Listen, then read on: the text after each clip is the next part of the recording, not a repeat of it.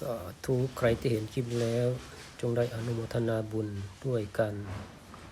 สุขโขปุญญสอุจจโย การสั่งสมบุญนำสุขมาให้ นี่คือกิจกรรมตักบาตรวัฒนธรรม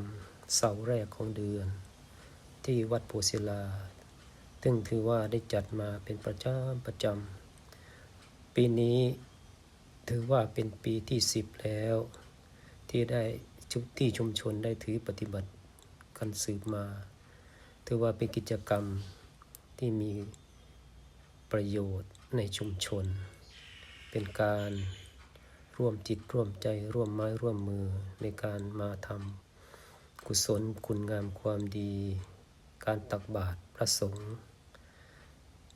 เป็นกิจกรรมหนึ่งที่ทางชุมชนชาวบ้านเปื่อยตำบลเปื่อยได้ร่วมมือกันนะเป็นการส่งเสริมคุณงามความดีท้องถิ่นปฏิบัติสาธุ